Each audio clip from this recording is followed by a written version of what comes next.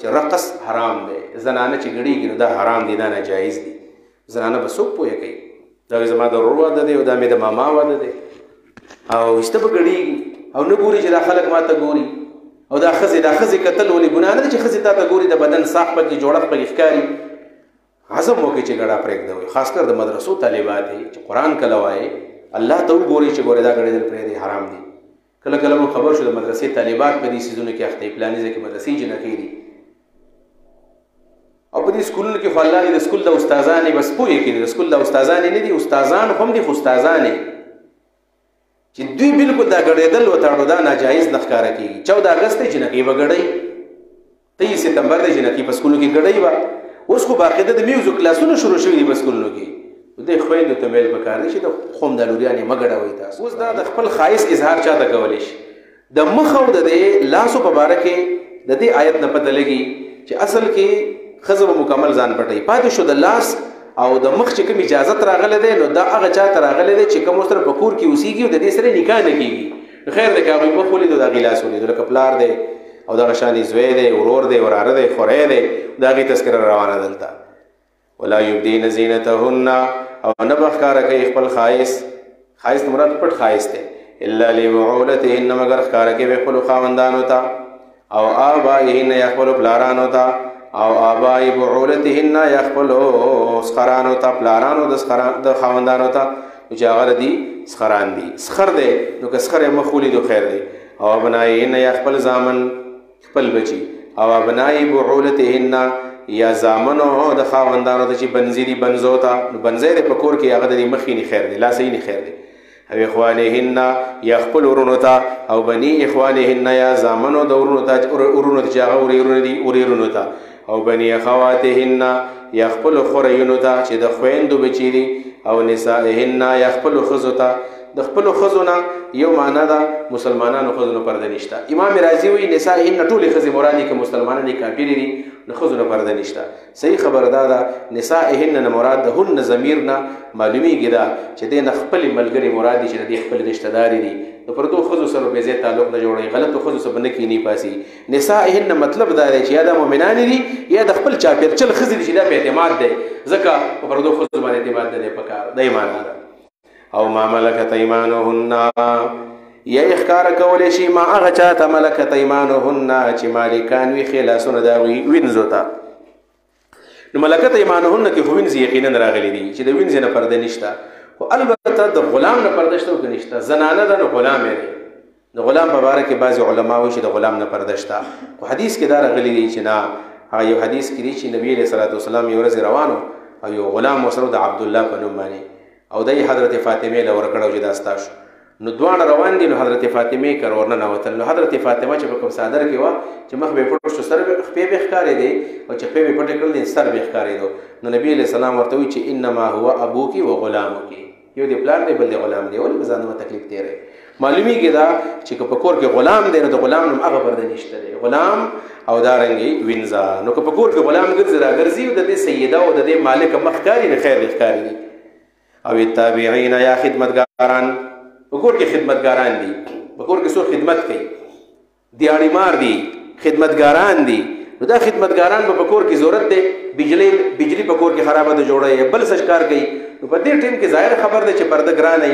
نو که تابعین او خدمتګارانو او د هغوی نه پرده ونه کړله د مخ او د لاس نو خیر دی. خو غیر حکم تابعین دوه قسمه دي، یو هغه تابعین دي خدمتګاران چې د هغوی نفس شته ګورئ عام دیاړي مار، یو هغه دي چې هغه خلکو خصوصي په کورونو کې ساتلي چې هغې ته غیر اولي الاربه ویلی کېږي، نو هغه تابعین دي مراد دي. او التابعین یا خدمتګاران هغه غیر اولي الاربه دي، هسې تابعین چې هغه حاجت والا نه دي ښځو ته. اربه حاجت ته وایي، غیر اولي الاربه هغې ته وایي چې د ښځو په خبرو کې دلچسپي نه ساتي، یا د عمر دې تقاضې ته رسېدلي وي چې د هغه دغه طاقت ختم شوی چې ښځو ته په غلط نظر باندې ګوري. سپین ږیری سړی دی، بوډا سړی دی. او یا دا ده چې عنین دی، عنین نامرد دی، دقه دا ته مراد دی، مخنث دی. غیر اولی الاربا چې دا خاوندان نه دي د حاجتو.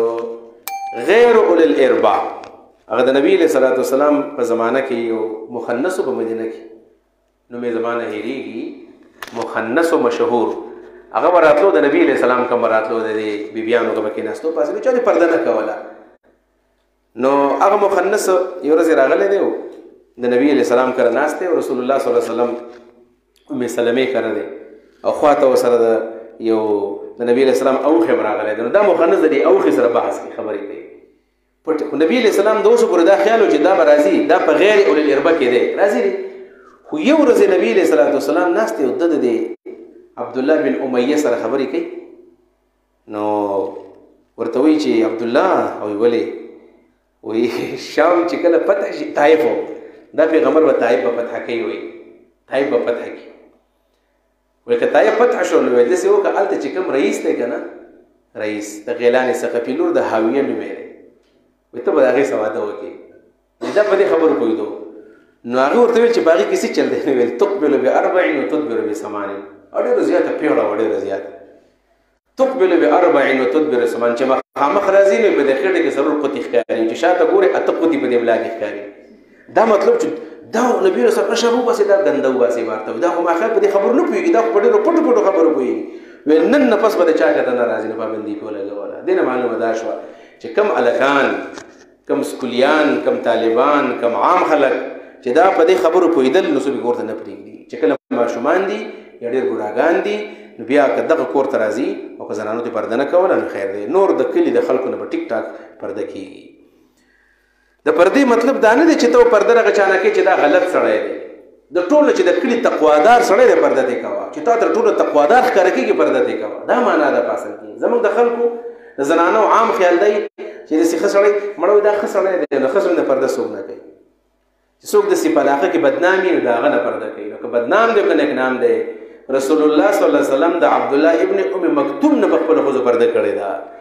من الرجال د سړو نه او الطفل الذین یا د هغې ماشومانو نه دا غیر اولي الاربه څوک دي یا به سړي وي او الطفل الذین یا هغه ماشومان دي لم یظهروا چې نه دي خبر علی عورات النساء د ښځو پټو پټو خبرو باندې.